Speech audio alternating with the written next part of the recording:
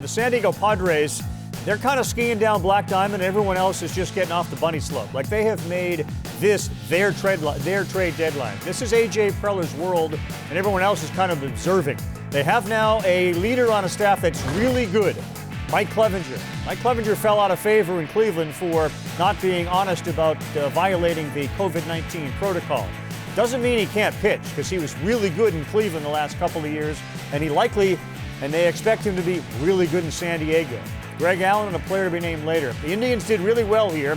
They get Cal Quantrill, and they get a host of like the 7th, 9th, and 11th rated prospects in that Padres organization. They didn't part with Patino and others, but boy, they now have a guy at the top of this rotation for a rotation that's been overshadowed by its offense, right? Absolutely. I mean, when you look at the San Diego Padres, what's really sexy, Karl, is Machado and Tatis, because they're two of the top 5 players in the entire National League. One of those guys might win an MVP this year.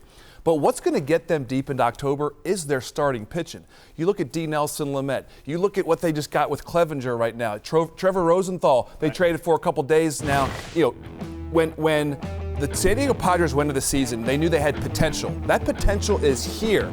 I'm going to look at Zach Davies and Garrett Richards and Chris Paddock.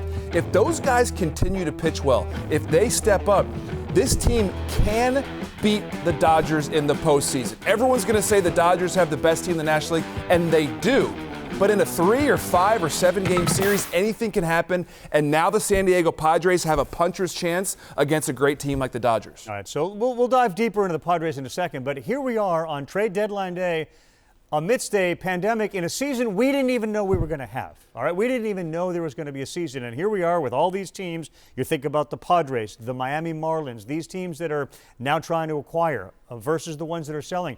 But we are having a trade deadline that is going to be one for the ages, certainly in San Diego. This is absolutely impossible for GMs. Just think about it. Most teams have played 30 to 35 games, right? And you're asking these GMs to make decisions that might impact their franchise for years to come. Right. Imagine, and by the way, minor leaguers aren't playing, so they don't know if these prospects are still good, if they're going to get better, if who's going to be hurt. So you don't know what prospects are going to do. You don't know what these traded players are going to do. Imagine asking a GM in a regular season to be a buyer or seller at the end of April or beginning of May. Right. That would be nuts, but that's kind of what we're dealing with this year. So these GMs are not sleeping a lot. There's a lot of stress on these front offices, and some of these deals are going to work out and some are going to blow up in their face. White Sox did a lot of their work, obviously, in the offseason leading into this, but the White Sox and the Yankees and teams like that, you figure are going to be at least poking around on someone like Lance Lynn, who's out there. We heard Marte's name as well. But San Diego has been the story. They know how good the Dodgers are. Tim Kurkjian joins us now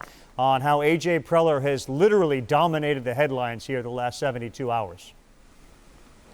Right, and I spoke to a GM today, Ravi, who now thinks the Padres are the second best team in the National League with everything they've done. Frontline starting pitcher, closer. They added a first baseman / DH. They upgraded at catcher. And none of this should be a surprise when A.J. Preller gets going. He's absolutely relentless. He never sleeps. He's so wildly competitive in everything that he does. He hates to lose at anything. And here he's got a chance to win, and he is going for it. You really have to like what the Padres did to upgrade in so many different places with a team that was already pretty good.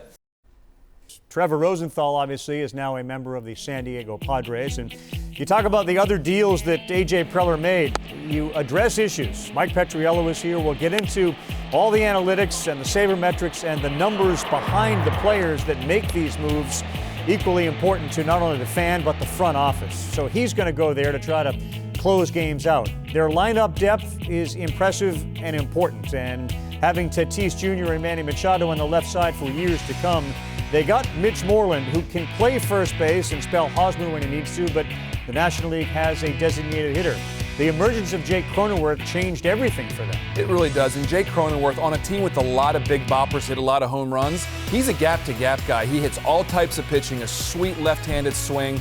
And my question is, when did San Diego become a launching pad? I mean, This was supposed to be a ballpark that no one could hit home runs. Well, now they actually have players that can hit home runs. These guys are studs, and look at this lineup, up and down. The OPSs are off the charts, and even a guy like Jurickson Profar, I mean, he's turned into a good hitter he can go out there and put up competitive at-bats. I love the Jason Castro signing because he's a veteran. He can work with some of these young pitchers, get them over the top. So, I mean, right now, I would agree the Padres are the second best, or at the very least the second most talented team in the National League. Right, because the Cubs have had a really good year, and everybody knows what the Braves are capable of when they're healthy. They get Castro, they get Nola as well from Seattle to catch. They did trade Austin Hedges, one of the guys that was a very good catcher. Let's bring Kiley McDaniel in, and he knows everything about all the prospects. They seem to hold on to their top prospects, but because they've been so bad lately, they had a lot to deal, didn't they? Who did they give up? Yeah, they had the second best farm system in baseball entering the year, and then after this frenzy of trades, which included a lot of young players who were already in the big leagues, they only traded 2 guys that would have been in their top 10, Taylor Trammell to Seattle, and then Gabriel Arias at shortstop, and they would have been 6th, 8th, 10th, something like that. They kept all of their top 5 guys, and then obviously the young core they have in the big leagues, Chris Paddock, Trent Grisham, Fernando Tatis Jr., they didn't touch those guys either, so this was really AJ Preller in San Diego building up a lot of depth and then dealing that depth to get now help. You see, Cronenworth is 5th on that list of prospects, according to Kiley. Gore is coming to go with the staff you talked about. Patino has been there already. Cronenworth is not Tatis and Machado, but my goodness, on other teams with the season he's having, he's like the MVP guy. He is, and he's also balancing out that lineup. And a lot of right-handed hitters, and you see Moreland. You want to get guy like Castro. They were a little right-handed heavy. Now a couple left-handed bats really balances them out. Thanks for watching ESPN on YouTube. For live streaming sports and premium content, subscribe to ESPN+.